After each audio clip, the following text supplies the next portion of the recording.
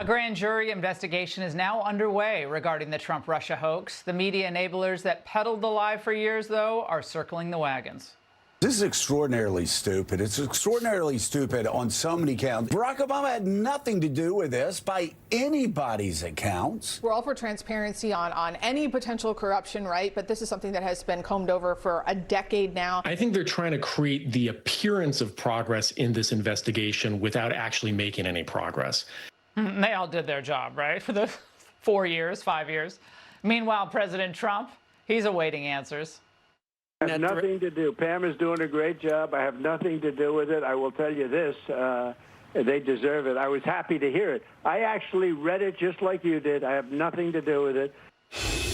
Here with reaction is Tulsi Gabbard, the Director of National Intelligence. Director Gabbard, thank you very much for joining us tonight. Thank you, Laura. There's a report tonight from the Federalist that the DOJ is actually asking you for more documents in its grand jury probe. Is that true? And what are they asking for now? That is true, Laura, and I just want to point out how important this is, that Attorney General Pam Bondi, through the Department of Justice, is taking this necessary first step toward accountability, which is essential for the American people to begin to have any kind of trust in the integrity of our democratic republic.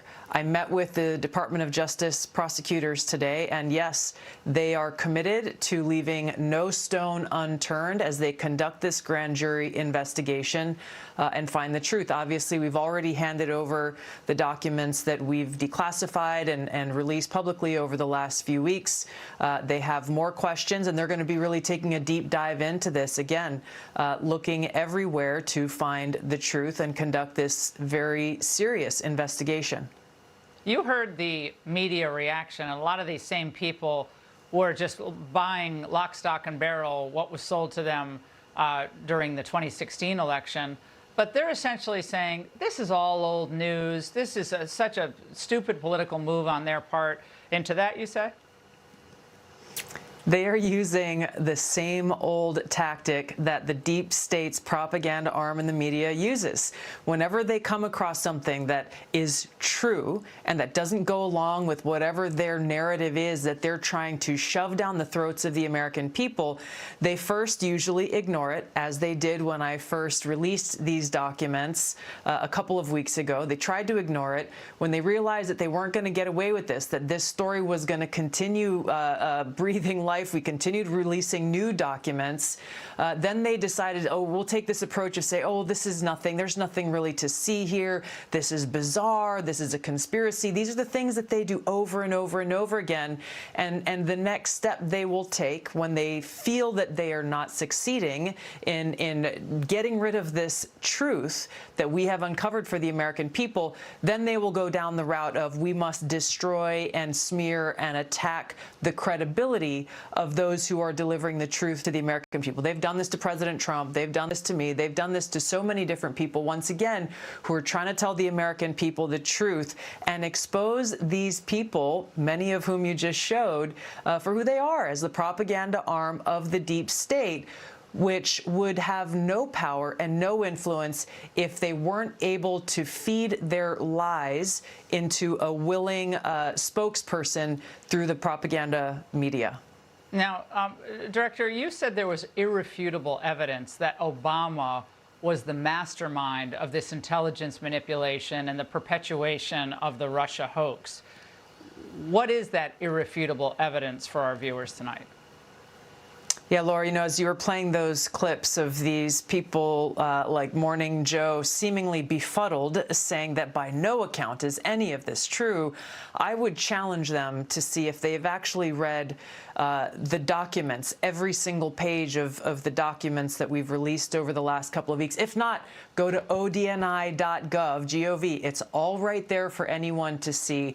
And those who go in and read this will see how President Obama directed that a National Security Council meeting be called to talk about Russia, that the report that came out of that meeting was filled with tasks that were delivered by James Clapper's assistant to John Brennan and to other elements of the intelligence community. John Brennan was the head of the CIA at the time, all saying, per the president's direction, per the president's order. And very specifically, they were tasked to create an intelligence assessment that detailed how Moscow tried to influence the election, not if, but how.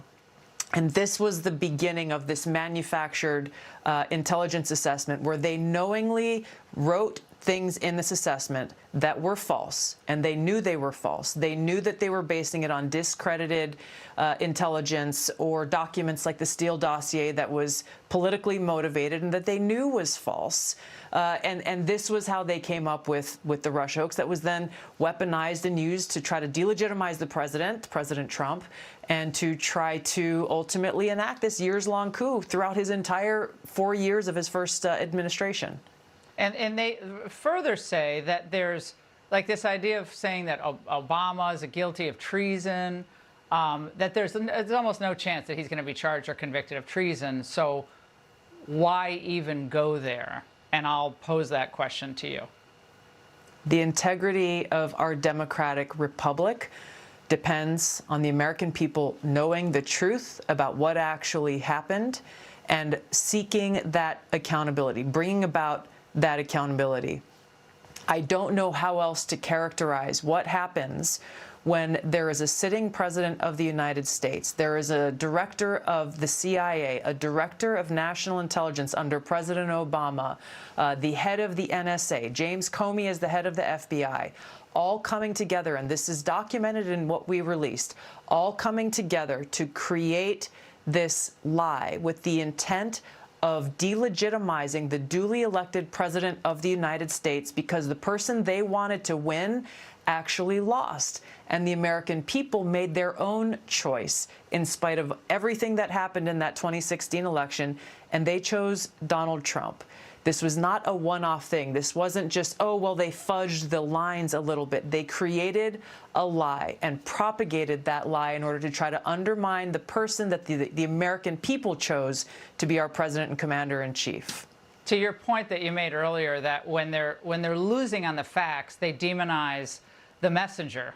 And in this case, you're the messenger. And I think this is a big reason your opposition to the forever war syndrome, that's one reason. But then this was another reason they clearly did not want you in your position. And to that point, Mark Warner, of course, Democrat senator from Virginia, wrote on X today, Tulsi Gabbard is a threat to our national security and should be fired. He's taking his orders pretty well, don't you think, Director? He has and continues to be a reliable soldier. And you're right there, Laura, to make that comparison, because these very same tactics they are using now are the same tactics that the warmongers of Washington have consistently used whenever anyone challenges them to say, hey, this does not serve the best interests of the American people. It does not make us more safe, secure, and free. So why are you doing this? Exposing these people for who they are. And once again, who is the deep state? What does it consist of? We're seeing this revealed in real time here. And it's important for the American people to pay attention and realize, like, hey, with the mainstream propaganda media, we got to pay attention. We got to use our common sense and recognize we should accept nothing they say at face value.